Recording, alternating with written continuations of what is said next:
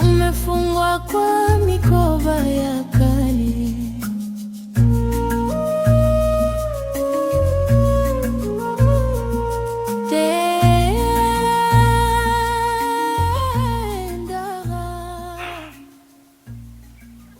Binti wanatoka katika falme za kichawi.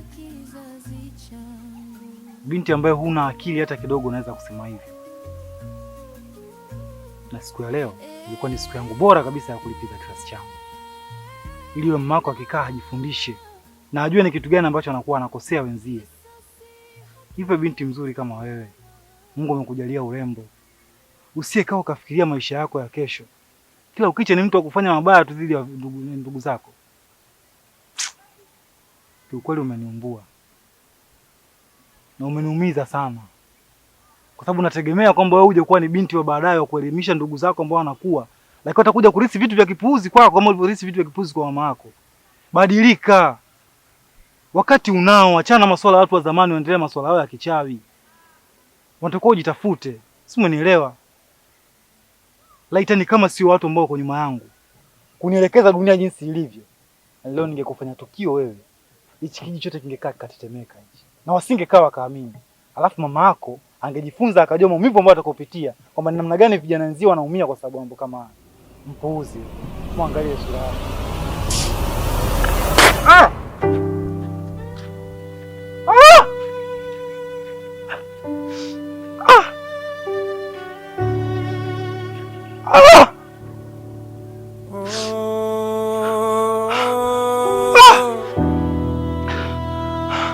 We binti.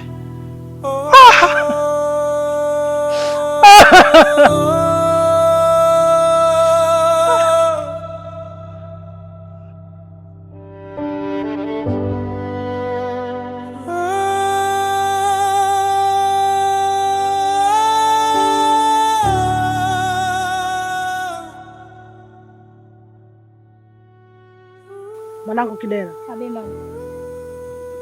Nasikia Fatuma anataka kuolewa. Ndio, anataka kuolewa Alhamisi. Acha wewe. Hakikisha hiyo ndoa isifanyike ikaisha salama. Lazima tuitie dosari. Sawa. Habari ndio hiyo. Mama, kuna swali mimi nataka nikuulize. Uliza mwanangu. Hivi mama, hizi kazi zako za kunitumisha za kichei mpaka lini? Nini? Manake nimekutana na yule kijana. Hayo maneno aliyoniambia mpaka dakika hii anarudia kichwani. Nimechoka mama. Mpaka dakika sina rafiki hata huyu mmoja. Mwenzangu kila mtu nakutana barabarani ana rafiki yake. Wanaongea vizuri, wanafurahi. Mama na mimi nimechoka. Hebu sikiliza wewe mtoto. Unataka kunipanda kichwani eh? Mama mimi sikupandi kichwani, mama mimi nakwambia kweli. Mama mimi nimechoka. Sina rafiki hata mmoja. Watoto kijiji kizima wananiogopa mimi tu. Sasa ninachokuambia, hata mimi pia kipindi niko mdogo nilikuwa nakataa hiyo hali kama unavyokataa wewe, lakini kulingana na mila wazazi wangu ililazimika nikubali. Sikuweza kuwakatalia. Hivyo basi na wewe lazima hii kazi uendelee nayo, huwezi kuiacha. Hapana mama, mimi sitaki mama. Hapana, wewe ndio mlisi wangu peke yake, si mwingine. Huwezi kunikatalia na wala kunipanda kichwani.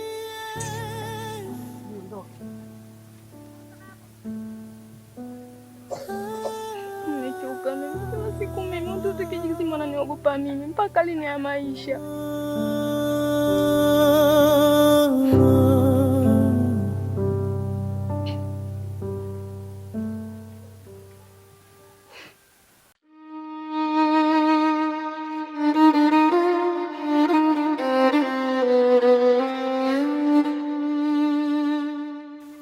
Unahitaji kupewa pole na pongezi kubwa sana, kwa sababu hapo mwanzo sivyo ulivyokuwa.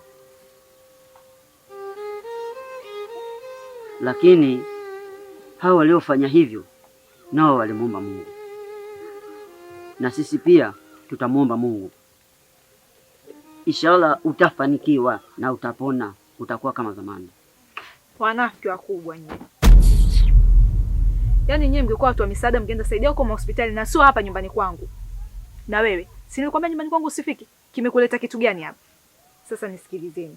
Naenda huku, nikirudi sitaki sura zenu nizikute. Huyu nani? Mbona sielewi?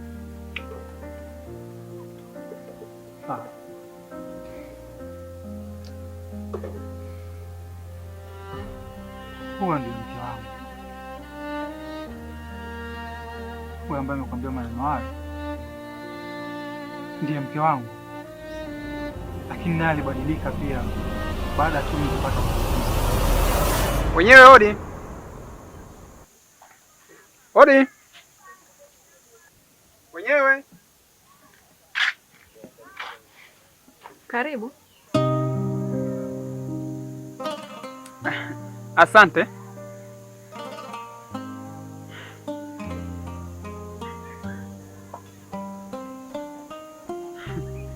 Naitwa Sebi, ni rafiki yake na Mwanyiro. Nimekuja kumsalimia. Sijui yupo.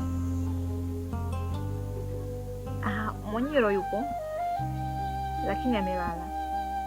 Na huwa akilala sipendi kumwamsha kwa sababu anatumia muda mrefu sana kulia. Kwa hiyo akilala hivi ndo anapumzika. Oh. Sawa. Karibu. Sawa, asante. Mimi natoka. Nitakuja siku nyingine kumsalimia. Samani. Bila samani. Unaweza kanipatia namba zako za simu ili akiamka nikupe asiliane naye? Bila shaka.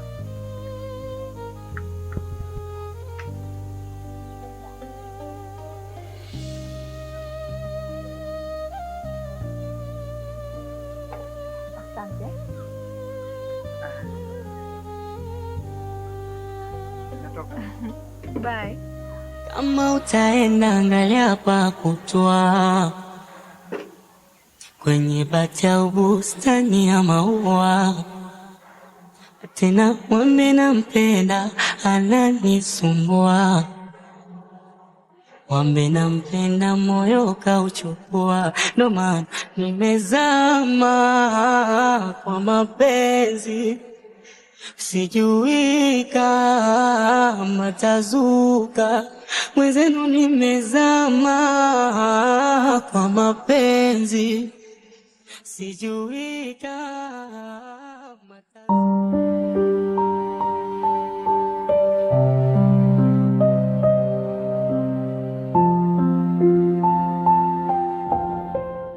Tembea basi. taratibu basi. Tembea kama utaki. Kaa hapa. Kaa basi. Sasa nisikie. Naondoka naenda huko. Na kuomba ukae hapo hapo. Maana una mtindo wa kuingia humu ndani kwenda kukumba mandoo na mabeseni ya maji. Mimi sitaki. Kwa nakuomba ukae hapo hapo. Usiondoe hizo nyabwa zako. Umenielewa? Sawa, lakini naomba kitu kimoja. Nisaidie jagi la maji kwa sababu kuna wakati nakaa muda mrefu na hisi kiu. Yaani nikupe maji ili ulimbwande hapo ujikojole. Sasa sikia. Mgoja ule mpuzi wako alienda kuzurura, haja akupe hayo maji. Mimi sina huo muda. Hivi ninapokuambia kwa heri. Time? Mke wangu mbona nifanyia hivyo lakini? Sasa mpaka Maiko arudi ni muda gani jamani?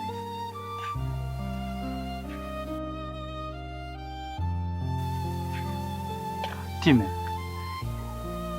Afadhali bwana, kaniletee maji kwanza alafu ndo uondoke. Sawa? Time. Kaniletee basi kwanza maji alafu ndo uondoke, sawa? Usinifanyie hivyo. Hapana, mimi sio Fatima. Wewe sio Fatima? Wewe ni nani?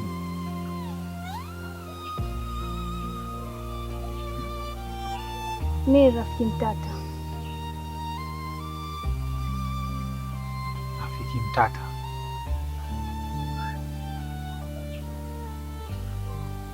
Ndiyo.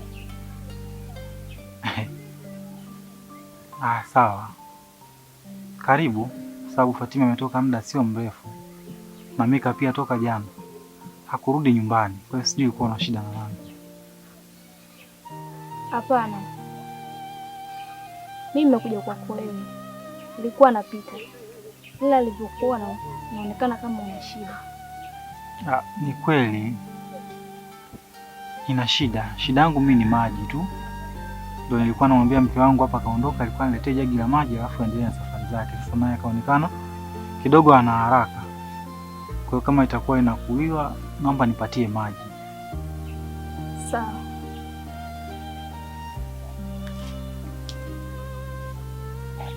Rafiki Mtata. Sasa mchezo.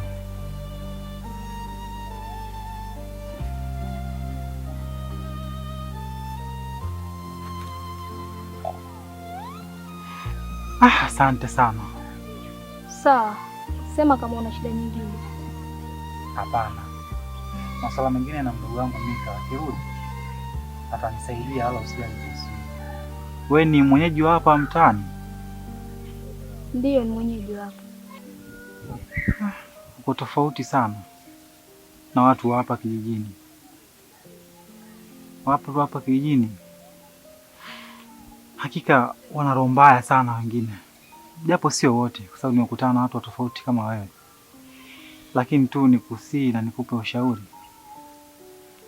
Jitahidi kuendelea kuwa hivyo hivyo, kwani roho mbaya sio nzuri. Sawa? Kwa sababu hakuna anaifahamu kesho yake. Mimi sikuwa kama hivyo unavyoniona, lakini ndio imekuwa hivyo, imeshapangwa. Kwa sina jinsi tena. Lakini kama ningelikuwa nina roho mbaya, naamini hata wewe usingeweza kunipatia msaada huu. Kwa hiyo nakusii usiwe na roho mbaya. Sawa? Haya, asante. Basi mimi ngoja nikuache baadaye. Haya, karibu sana. Umesema waitwa nani vile? Rafiki Mtata. Rafiki Mtata. Sawa. Karibu. Hii dunia hii milioni wa kusagiziwa kila kitu. Hakika kabla hujafa hujaumbika.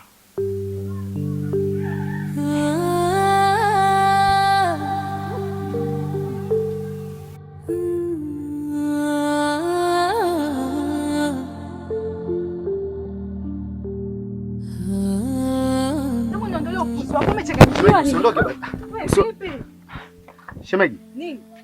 Lakini ukisema hivyo unakosea kwa sababu ni mwenzako na umetoka naye mbali. Wewe kama nani unanikataza nisondoke kwenye hii nyumba? Lakini shemeji, mimi nitajia kwamba wewe ndio utakuwa msaada katika hili jambo. Mimi hainihusu. Lakini kumbuka mateso kapata unajua kwa ajili yako. Kaka yako na kiranga chake na kijiji chake ndio kilichomtoa upofu na sio mimi. Hivyo basi usinichanganyie mafaili upo. Shemeji. Sasa unaondoka unaenda wapi shemeji yangu? Mimi hainihusu, naona unanichanganyia mafaili. Wewe na kakako nyote ni wapuuzi, mpuzi wa mwisho wewe. Ama kule leo nimeamini. Yule ni shetani ambaye alivita wote hapa. Kule kaka msuzi kumwacha.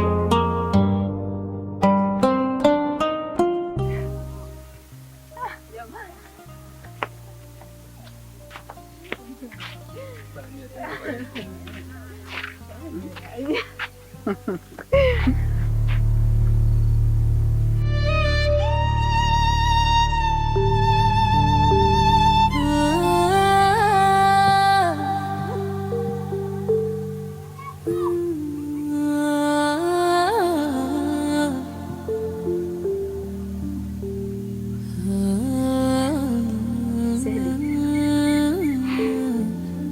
Acha mimi nikuache niwe nyumbani.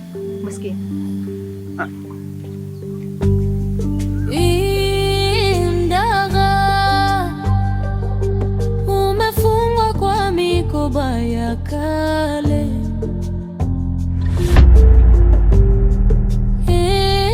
Indaga unabeba siri za kizazi cha